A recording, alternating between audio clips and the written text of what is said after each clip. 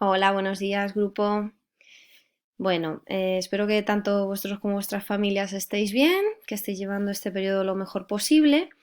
Y voy a empezar a grabar una serie de vídeos explicativos sobre la unidad que estamos viendo, la unidad de la que, bueno, que habíamos empezado en clase y de la que os estoy mandando tareas para que realicéis en casa, para que de este modo, dado que esta situación parece que se va a alargar aún más, pues podáis ir repasando los conceptos y ya sabéis que cualquier duda que tengáis además me la podéis preguntar a través del mail.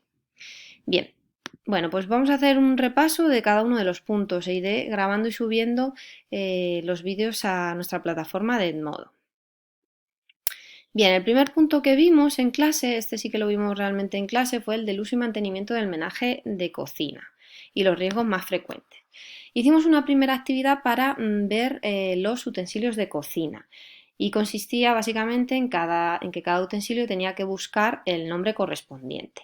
Entre todos sintetizamos una serie de información en un cuadro. Básicamente dijimos cuál era el nombre del utensilio, cuál era su uso y qué materiales más frecuentes se utilizaban en su fabricación. Por cierto, esta actividad la tengo corregida y la entregué el último día de clase. Para aquellos que no asististeis, conforme me vayáis enviando las actividades al mail, las nuevas que he mandado, os iré diciendo la nota. Vale, no me voy a detener en explicar el uso de cada utensilio porque me parece obvio. Creo que con una lectura cualquiera puede comprenderlo. Realmente lo más importante de este punto es los materiales de los que están hechos los utensilios. Es importante que como técnicos de atención a personas en situación de dependencia seamos capaces de orientar a nuestros usuarios sobre qué materiales es mejor que utilicen en sus cocinas. Básicamente, de todos estos utensilios que vimos, que como veis abarcan dos diapositivas, se pueden dividir en aquellos que no tienen una función cortante y que por lo tanto no tienen por qué ser de metal. Por ejemplo, lógicamente un rallador o una tijera tiene que ser de metal. Pero el resto de utensilios que se utilizan para remover, para escurrir, etcétera, realmente vimos que estaban compuestos de una serie de materiales bastante comunes como son la madera, el plástico, el bambú o la silicona. Bien, pues precisamente lo importante es que sepamos razonar qué materiales son más convenientes en el uso de nuestros utensilios de cocina. Aquí he sintetizado el cuadro que vimos en clase viendo qué materiales son mejores que otros y qué ventajas e inconvenientes presentan cada uno de ellos. Si veis, he hecho una especie de semáforo, de modo que en verde más intenso aparece el material que debe ser el preferente, el que a día de hoy se aconseja más, y en rojo aquel que hay que intentar extirpar de nuestras cocinas. Bien, vimos que la silicona era la más conveniente. ¿Por qué? Porque es un material inerte, ¿de acuerdo? Lo que quiere decir, no es degradable, pero es verdad que no desprende sustancias tóxicas. Inerte quiere decir que es un material resistente, ¿de acuerdo? De hecho, es resistente, como vimos, hasta los 220 grados. Hasta esa temperatura no se empieza a descomponer. E incluso cuando llega a esa temperatura, el humo que emite no es tóxico. Otra cosa importante de la silicona, como vimos que la hace bastante práctica, es que es flexible, lo cual pues, nos va a permitir rebañar mejor nuestra comida. Y luego aparte es fácil de limpiar. En el extremo opuesto vimos el plástico. El plástico realmente ha sido el protagonista estrella de nuestra vida, no ya de la cocina, sino que en general hemos hecho todo de plástico. Hoy el plástico está en el punto de mira y también en la cocina. ¿Por qué? Bueno, lo primero, ¿por qué ha sido tan común? Pues porque es muy barato y porque aparte es fácil de limpiar. Ahora, ¿qué hace que sea tan pernicioso el plástico? Bueno, el plástico es tóxico, ¿vale? Entonces, en la cocina, utilizar elementos hechos de plástico favorece el desprendimiento de toxinas y, por lo tanto, la contaminación del alimento. Luego, el plástico no es un material inerte, es decir, que no resiste altas temperaturas y, por lo tanto, en la mezcla con los alimentos calientes empieza a emitir sustancias. Y luego, aparte, el plástico es un material altamente contaminante porque la naturaleza no lo descompone más que pasados miles y miles de años. Y luego, aparte, porque el plástico no es reciclable en su mayor parte. Por supuesto, una lata de Coca-Cola, un brick de leche lo son, pero una espátula de plástico no se puede reciclar en el contenedor amarillo, ¿vale? Bien, luego vimos las maderas. Las maderas es también un material que se ha utilizado mucho en las cocinas. ¿Qué tiene de bueno? Pues que es natural y que por lo tanto no es tóxica. Pero ¿qué tiene de negativo? Pues que la madera no es resistente y por lo tanto a altas temperaturas empieza ya a deteriorarse e incluso sin temperatura, con el propio uso la madera empieza a deteriorarse. Pero sobre todo lo que hace desaconsejable la madera es que cualquiera que tengáis una paleta de madera podéis apreciar que la madera por su porosidad va reteniendo el agua, va reteniendo humedades y eso hace que aparezcan gérmenes, ¿vale?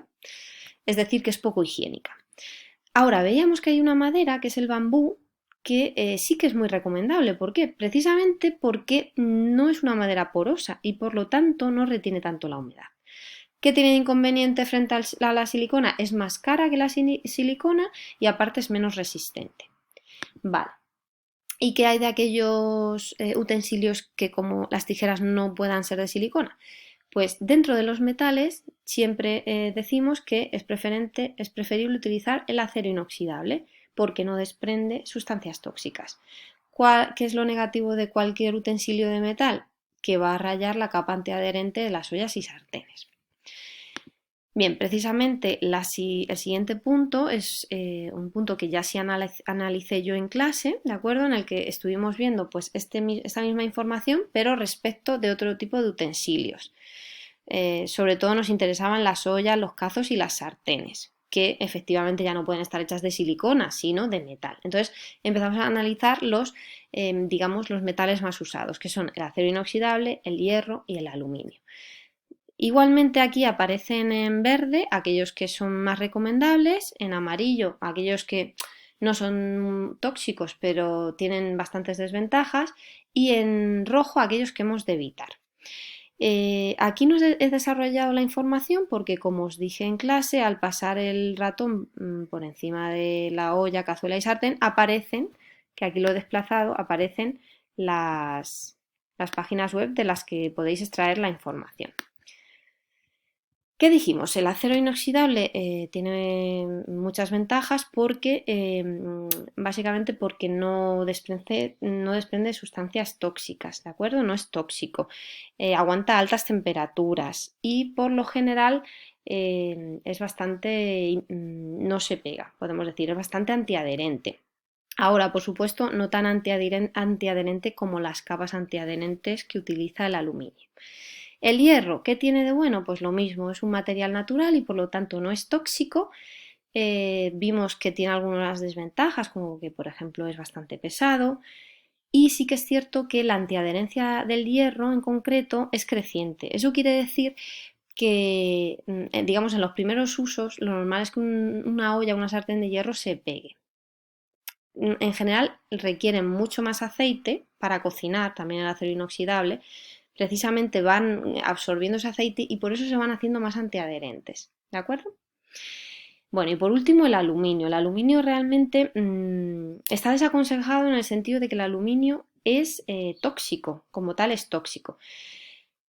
¿Qué tiene de bueno el aluminio? Que es poco pesado. Entonces, realmente el aluminio nunca se presenta solo o no se debe presentar solo, sino que la mayoría de utensilios de aluminio llevan normalmente una capa antiadherente, de modo que vamos a decir que una sartén de aluminio es buena o mala dependiendo de cómo sea su capa antiadherente. Y vimos que las capas antiadherentes pueden ser, por ejemplo, de titanio, pueden ser cerámicas, pueden ser de teflón.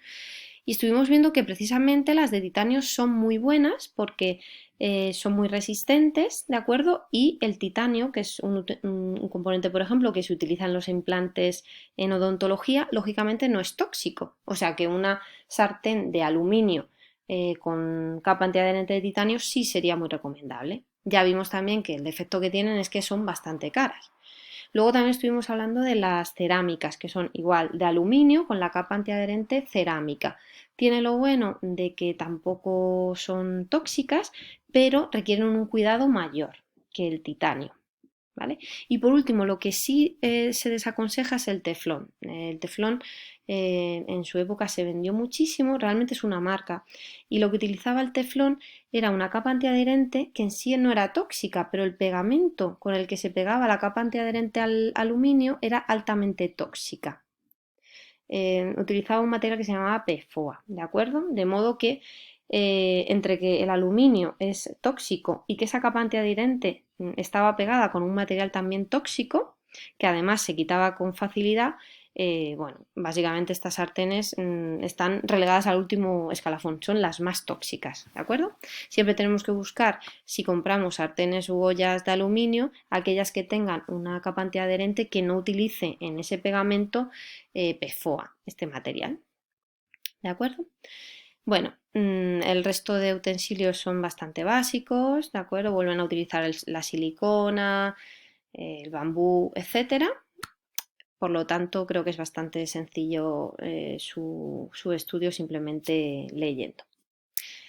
Bien, pues damos por terminado este primer vídeo.